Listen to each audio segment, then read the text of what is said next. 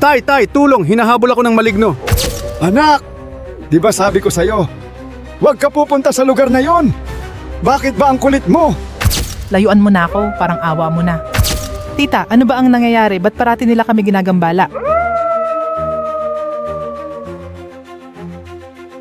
Gabi ng Lagim. Bago natin umpisahan ang ating pakikinig, huwag kalimutan na i-like and share ang ating video. At syempre, huwag ding kakalimutan na mag-subscribe dahil panigurado, aabangan mo pa ang mga susunod nating video. Magandang gabi sa inyo mga kalagim! Ngayong hapon na to, naisip ko lang na ikwento at ibahagi ang karanasan namin ng bunso kong kapatid tungkol sa isang kilalang maligno sa bayan namin. Maraming salamat po sa pagkakataong ito at sana ay magustuhan ninyo. Nagsimula ang lahat ng ito noong 2008, mga bandang Nobyembre. Yung taon na iyon, kakaibang saya ang naramdaman ng pamilya ko dahil fiesta kami sa isang malapit na sitio sa amin sa Batangas. Isang lugar na tahimik at malayo sa kabihasnan. Si Tita Jessa, ang kapatid ng tatay ko, ang nag-imbita sa amin. Nais ni tatay na makisaya sa fiesta nila, kaya naman sumama kami ng bunso kong kapatid, si Joshua, na 6 years old pa lang noon, samantalang ako naman ay 12 anyos na. Hindi ko na matandaan kung anong eksaktong petsa, pero yung saya at excitement na nararamdaman ko hanggang ngayon ay parang kahapon lang nangyari. Pagdating namin sa bahay nila tita, agad kaming pinapasok. Maluwang ang bahay nila, pero hindi sementado ang sahig. Para bang unang beses ko lang nakita ang ganong klase ng bahay, kaya kahit ako'y nagtataka, sobrang enjoy ko naman sa kakaibang ambience ng lugar. Sa likod ng bahay nila tita, may malawak na taniman ng gulay. Dati raw kasi, tapat ito ng isang lugar na madalas puntahan ng mga turista. Pero nang maglaon, nawalan na ng interes ang mga tao, kaya ginawa na lang nilang taniman ng mga gulay. Minsan, tinatanong ko si tita tungkol sa mga kwento niya, at palagi niyang sinasabi na may alaga siyang maligno. Sabi niya, kaya tahimik ang lugar nila at napakabait ng mga tao sa paligid dahil binabantayan sila ng isang kapwa nila, isang maligno. Madalas akong magtaka nung mga panahong yon kasi ako'y isang bata pa at medyo matatakutin ako. Pero si tita parang sanay na sanay. Hindi ko alam kung seryoso siya o nagbibiro lang, pero parang may kakaibang takot akong nararamdaman tuwing binabanggit niya ito. Sabi pa ni tita, "Pamangkin ko yan ha, huwag niyo yang gagalawin." O kaya naman, "Kapatid ko yan pwede bang irespeto niyo ang mga bata?" Sabay tingin ng matalim. Siguro dahil doon sa mga kwento at warning ni tita, natuto akong maging alerto at minsan napapaalala ko na lang kay Joshua na huwag lumabas kung hindi tayo kasama.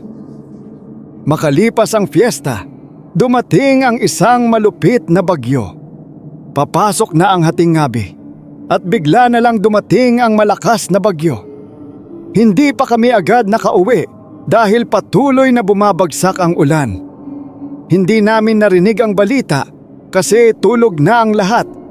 Bawal pa nga yatang magpunta sa ibang isla kapag ganito ang panahon, kaya naman minabuti naming maghintay. Nasa kwarto kami ni tatay. Si tatay, tahimik lang habang nagbabasa ng pocketbook. Samantalang ako ay nagsusubok magpasa ng oras gamit ang cellphone niya. Yung lumang Samsung Champ na mahilig akong gamitin noon. Habang abala ako sa paglalaro ng mga games, si Joshua ay nasa labas. Naglalaro ng mag-isa. Kasi naman, ang saya sa mga kwarto nila tita. Malawak, malamig at nakakatuwa ang mga laruan. Pero hindi ko naman siya iniiwan mag-isa. Hanggang sa may narinig akong malakas na tunog. bigla na lang narinig ko si Joshua. Tumatakbo siya papunta sa kwarto namin. Habang umiiyak, nakababa pa ang short nito. Kinabahan ako kaya agad ko siyang tinanong, "Joshua, anong nangyari? Bakit ka umiiyak?" Tinuturo-turo niya ang may tapat ng banyo at nanginginig na nagsabi, May tao doon." Mabilis akong napalingon kay tatay. Nakatulog na pala siya at parang walang pake sa nangyayari. Pero si Joshua, patuloy sa pagkakaluhod sa harap ko at tuloy ang panginginig. Natatakot ako kaya tinanong ko siya, "Saan? May tao ba?" Pero paglingon ko, wala akong nakita. Wala akong naramdaman na kakaibang bagay. Hanggang sa nagsalita ulit siya at doon na ako napatulala, "Ayun nga ate, babaeng itim. May nangyaring kakaiba." Kahit wala akong nakikita, ang takot na naramdaman ko sa mga sandaling iyon ay iba. Kung tutuusin, hindi pa naman ako sure kung anong ibig niyang sabihin. Pero may pakiramdam akong hindi normal yon. Dahil nga sa takot, hindi ko na napigilan ang sarili ko at napatili ako. "Tay! Tay!" Sigaw ko. 3 beses ko siyang tinawag bago siya tuluyang magising. Mabilis na inisip ni tatay na baka ako ang may kasalanan. Nagising siya na tinitingnan kami ni Joshua. Tinanong siya kung bakit siya umiiyak at nagbiro pa siya, baka naman si ate ang may kasalanan. Pero hindi. Talagang hindi ko siya pinaiyak. Ipinilit ko siyang patahanin pero hindi siya tumigil sa kakaiyak. Nang makatulog na kami, iniwan ko muna si Joshua kay tatay at nagdasal ng konti. Minsan, masarap isipin na baka misinterpret lang ang lahat ng nangyari, pero yung takot ko, hindi ko na talaga maalis. Hindi ko alam kung ano ang nakita ng kapatid ko, pero sa totoo lang, para akong nawalan ng lakas. Pagkagising ko kinabukasan, binanggit ko kay tatay ang sinabi ni Joshua. Sagot lang niya, "Baka kalikutan niyo lang." Pero hanggang ngayon, may mga pagkakataon na naiisip ko, baka nga may mali. Baka may mga hindi natin nakikita o nararamdaman. At sigurado ako, si Joshua lang ang may alam ng lahat. Madami pang ibang kwento si Tita Jessa tungkol sa mga nangyari sa bahay nila at kung paano nila naranasan ang iba't ibang bagay. Ang mga paalala ni Tita na may maligno siyang alaga ay patuloy na bumabalik sa aking isipan.